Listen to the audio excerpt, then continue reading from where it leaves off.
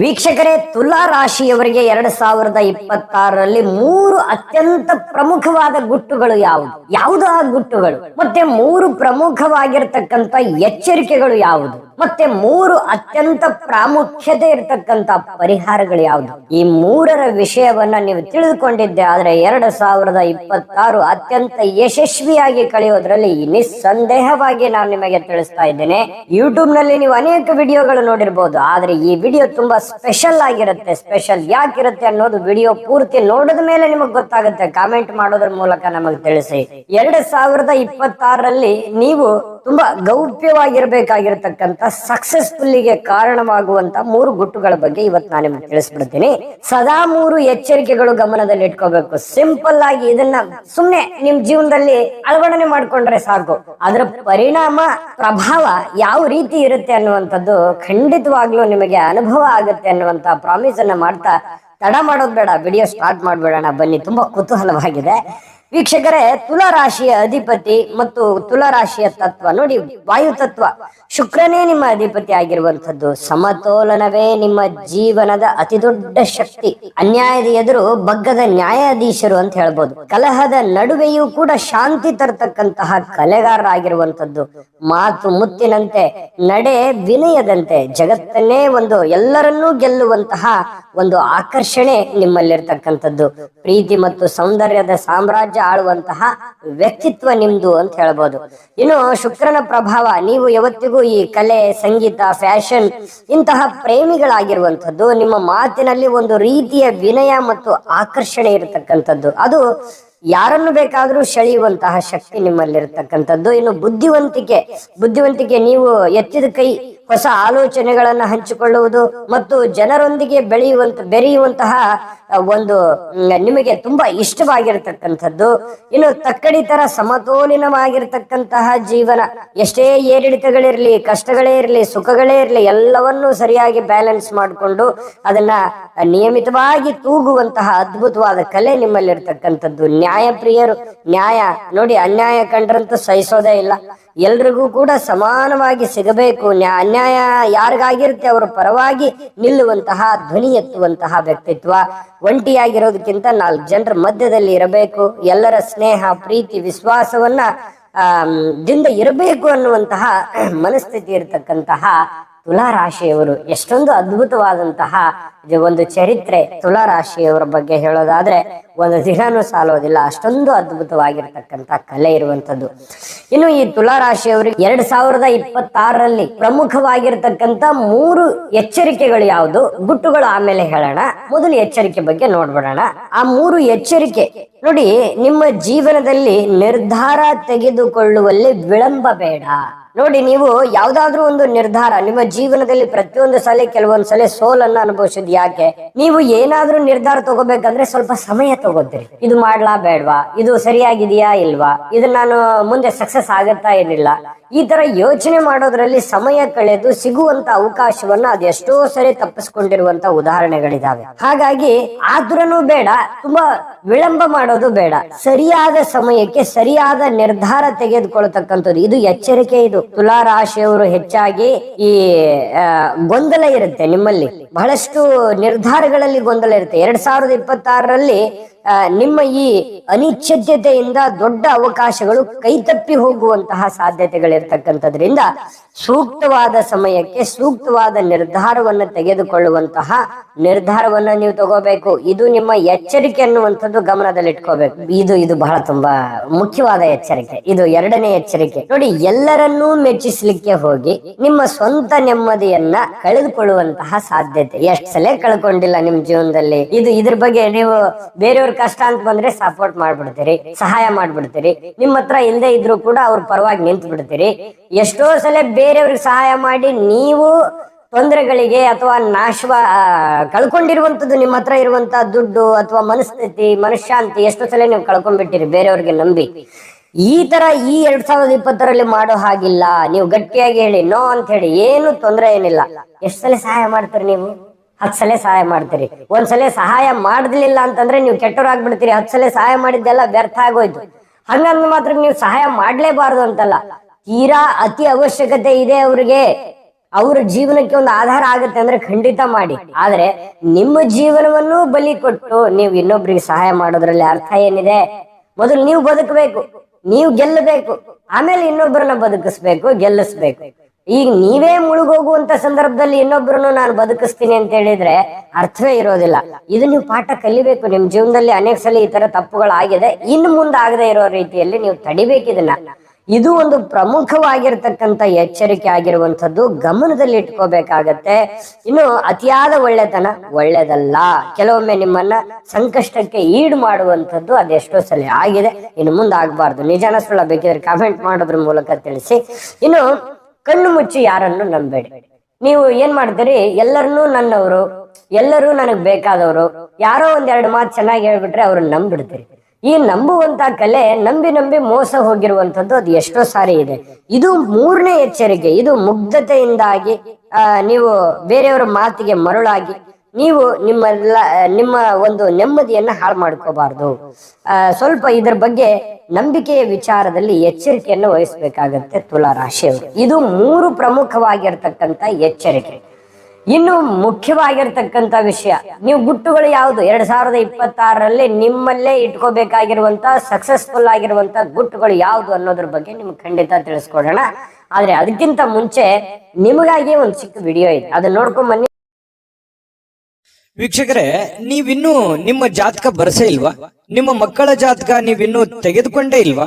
ಜಾತಕ ತಗೊಳ್ಳುವಂತದ್ದಕ್ಕೆ ಒಂದು ಸುವರ್ಣ ಅವಕಾಶ ಇದೆ. ಈ ವಿಡಿಯೋದ ಕೆಳಗಡೆ ಅಂದ್ರೆ ಡಿಸ್ಕ್ರಿಪ್ಷನ್ ಇದೆ, ಈ ವಿಡಿಯೋದಲ್ಲ, ಈ ವಿಡಿಯೋದ ಕೆಳಗಡೆ ಡಿಸ್ಕ್ರಿಪ್ಷನ್ ಇದೆ. ಆ ಡಿಸ್ಕ್ರಿಪ್ಷನ್ ಅಲ್ಲಿ ಒಂದು ಲಿಂಕ್ ಇದೆ. ಆ ಲಿಂಕಿನ ಮೇಲೆ ಕ್ಲಿಕ್ ಮಾಡಿದ್ರೆ ಮತ್ತೊಂದು ವಿಡಿಯೋ ಓಪನ್ ಆಗುತ್ತೆ. ಆ ವಿಡಿಯೋ ನೋಡಿದ ಮೇಲೆ ನಿಮಗೆ ಜಾತಕದ ಸಂಪೂರ್ಣ ಮಾಹಿತಿ ಸಿಗುತ್ತೆ. ನೀವು ಉಪಯೋಗ ಮಾಡ್ಕೊಳ್ಳಿ ಅಂತ ಹೇಳ್ತಾ ಈಗಲೇ ಆರ್ಡರ್ ಮಾಡ್ಕೊಂಡು. ನೋಡಿದ್ರಲ್ಲ ವೀಕ್ಷಕರೇ, ಈ ಜನ್ಮ ಜಾತಕ ಫಲ ಇದು ಆರ್ಡಿನರಿ ಅಲ್ಲ. ಭಾರತದ ಎಲ್ಲ ಭಾಷೆಗಳಲ್ಲಿ ಸಿಗ್ತಕ್ಕಂಥ 80ರಿಂದ 100 ಪುಟದ ನಿಮ್ಮದೇ ಆದಂತ ಜನ್ಮ ಜಾತಕ ಫಲ ಅಂತಂದ್ರೆ ಸಾಮಾನ್ಯವಾದ ಜಾತಕ ಫಲ ಅಲ್ಲ ಇದು. ಈಗಲೇ ನಂಬಿಕೆ ವಿಶ್ವಾಸದಿಂದ ಆರ್ಡರ್ ಮಾಡ್ಕೊಂಡು ತರಿಸ್ಕೊಳ್ಳಿ ಅನ್ನುವಂತ ಮಾತನ್ನ ಹೇಳ್ತಾ ಇನ್ನು ವಿಡಿಯೋದಲ್ಲಿ ಮುಂದುವರಿಯೋಣ ಬನ್ನಿ. ವೀಕ್ಷಕರೇ, 2026ರಲ್ಲಿ ತುಲಾ ರಾಶಿಯವರಿಗೆ ಅತ್ಯಂತ ಮುಖ್ಯವಾಗಿರತಕ್ಕಂತ 3 ಪ್ರಮುಖವಾದ ಗುಟ್ಟುಗಳು ಯಾವುದು ನೋಡಿ. ನಿಮ್ಮ ಪ್ರಭಾವವೇ ನಿಮ್ಮ ಬಂಡವಾಳ. ನಿಮಗೆ ಒಂದು ವ್ಯಾಲ್ಯೂ ಇರುತ್ತೆ, ನಿಮಗೊಂದು ಗೌರವ ಇರುತ್ತೆ. ನಿಮಗೆ ಎಷ್ಟೇ ನೀವು ಕಷ್ಟಪಟ್ಟರು, ನೀವು ಬಡವರೇ ಆಗಿರ್ಲಿ, ಶ್ರೀಮಂತರೇ ಆಗಿರ್ಲಿ, ನಿಮ್ಮ ವ್ಯಕ್ತಿತ್ವ ಅಂತೂ ನೀವು ಯಾವತ್ತೂ ಕಳ್ಕೊಂಡಿಲ್ಲ. ನಿಮ್ಮ ಕ್ಯಾರೆಕ್ಟರ್ಗೆ ಒಂದು ಬೆಲೆ ಇರುತ್ತೆ.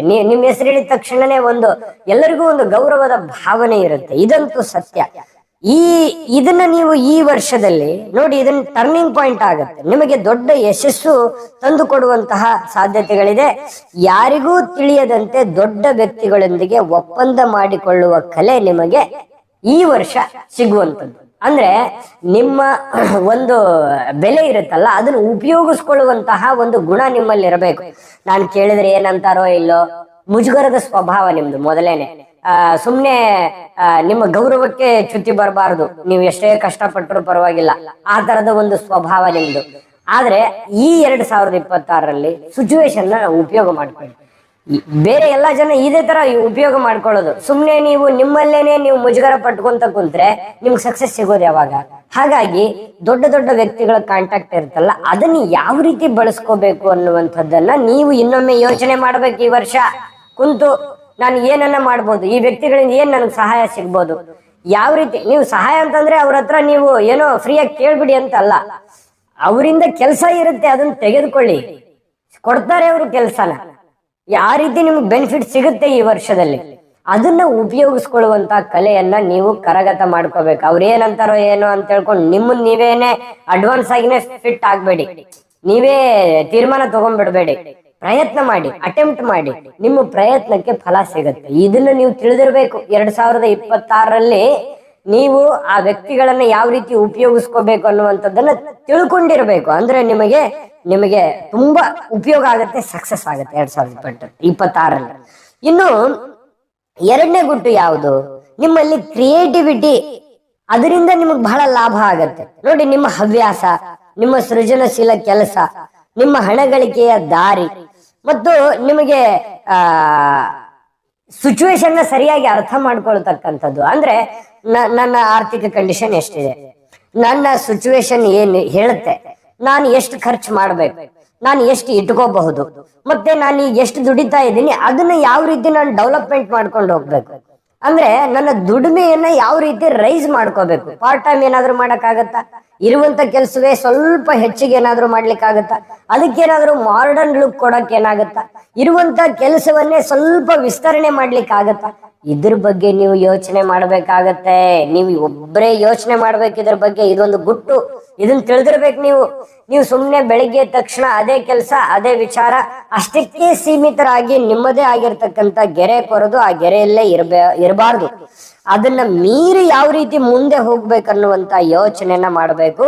ಚಿಕ್ಕ ಚಿಕ್ಕ ಉಳಿತಾಯ ದೊಡ್ಡ ಉಪಯೋಗ, ದೊಡ್ಡ ಲಾಭಕ್ಕೆ ಕಾರಣ ಆಗುತ್ತೆ 2026ರಲ್ಲಿ. ಇದು ನಿಮಗೆ ತಿಳಿದಿರಲಿ, ಇದು ನಿಮಗೆ ಗೊತ್ತಿರಲಿ. ಇನ್ನು ಮೂರನೇ ಗುಟ್ಟು ಏನಂತಂದ್ರೆ, ಬೇರೆಯವರ ಸಲಹೆಗಿಂತ ನಿಮ್ಮ ಮನಸ್ಸನ್ನ ಹೇಳುವಂತ ಮಾತನ್ನ ಕೇಳೋದು. ಈ ವರ್ಷ ನೀವು ಏನೇ ಒಂದು ಕೆಲಸ ಮಾಡಿದ್ರು ಕೂಡ ಬೇರೆಯವ್ರ ಸಲಹೆ ಸಹಕಾರ ತಗೊಳ್ಳಿ, ಆದ್ರೆ ನಿಮ್ಮಲ್ಲಿ ಇನ್ನೊಮ್ಮೆ ಸ್ಕ್ಯಾನ್ ಮಾಡ್ಕೊಳ್ಳಿ. ಇದು ಸರಿ ಇದೆಯಾ, ಇದು ನಾನು ಮಾಡ್ಬೋದಾ, ಮಾಡ್ಲಿಕ್ಕೆ ಸರಿ, ನನಗೆ ಫೈನಾನ್ಸಿಯಲ್ ಕಂಡೀಷನ್, ಮೆಂಟಲಿ, ಫಿಸಿಕಲಿ ನನ್ನ ಆರೋಗ್ಯ ಸರಿ ಇದೆಯಾ, ನಾನು ಮೆಂಟಲಿ ಫಿಟ್ ಆಗಿದ್ದೇನಾ, ನನಗೆ ಹಣಕಾಸಿನ ಸ್ಥಿತಿ ಚೆನ್ನಾಗಿದೆಯಾ, ಇದನ್ನ ಮೂರನ್ನೂ ಗಮನದಲ್ಲಿಟ್ಕೊಂಡು ನೀವು ಆ ಕೆಲಸವನ್ನ ಮಾಡ್ಬೇಕಾ ಮಾಡಬಾರ್ದ ಅನ್ನುವಂತ ನಿರ್ಧಾರ ತಗೋಬೇಕು. ಇನ್ನು ಯಾರ್ಯಾರೋ ಮಾಡಿದ್ದಾರೆ, ಯಾರೋ ಮಾಡಿದ್ದಾರೆ ಅಂದ್ಬಿಟ್ಟು ನೀವು ಕೂಡ ಮಾಡಕ್ ಹೋದ್ರೆ ತಪ್ಪು.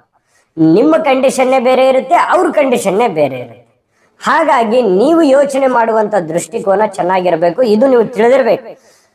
ಸಿಚುವೇಶನ್ ಅನ್ನ ಯಾವ ರೀತಿ ಹ್ಯಾಂಡಲ್ ಮಾಡ್ಕೋಬೇಕು ಅನ್ನುವಂತ ತಿಳಿದಿರ್ಬೇಕು. ನಿಮ್ಮ ಪ್ರಭಾವ ಚೆನ್ನಾಗಿ ಬಳಸ್ಕೊಂಡಿರ್ಬೇಕು. ಮತ್ತೆ ಸನ್ನಿವೇಶವನ್ನ ಅದನ್ನ ಉಪಯುಕ್ತವಾಗಿ ಯಾವ ರೀತಿ ಬಳಸ್ಕೋಬೇಕು ಅನ್ನುವಂಥದ್ರ ಬಗ್ಗೆ ನಿಮಗೆ ಅರ್ಥ ಇರಬೇಕು. ಇಷ್ಟು ನೀವೇನಾದ್ರೂ ತಿಳಿದಿದ್ರೆ, ಅದನ್ನೇನಾದ್ರೂ ಕಾರ್ಯರೂಪಕ್ಕೆ ತಂದ್ರೆ 2026 ನೀವು ಯಾರು ಅನ್ನೋದು ಇನ್ನೂ 100% ದೃಢ ಆಗುವಂತ ಕಾಲ ಅಂತ ಹೇಳ್ಬೋದು.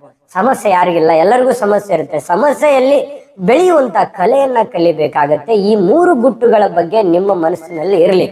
ಆದ್ರೆ ಈ 3 ಗುಟ್ಟುಗಳು ಮತ್ತೆ 3 ಎಚ್ಚರಿಕೆಗಳನ್ನು ನೀವು ಗಮನದಲ್ಲಿ ಇಟ್ಕೊಂಡ್ರು ಕೂಡ ದೈವ ಕೃಪೆ ಬೇಕಲ್ವಾ, ಪರಿಹಾರಗಳು ಬೇಕು. ಕೆಲವೊಮ್ಮೆ ಚಿಕ್ಕ ಒಂದು ಪರಿಶ್ರಮ ಪಟ್ರೆ ದೊಡ್ಡ ಫಲ ಸಿಗುತ್ತೆ, ಕೆಲವೊಬ್ಬರಿಗೆ ದೊಡ್ಡ ಪರಿಶ್ರಮ ಪಟ್ಟರು ಚಿಕ್ಕ ಫಲನೂ ಸಿಗಲ್ಲ.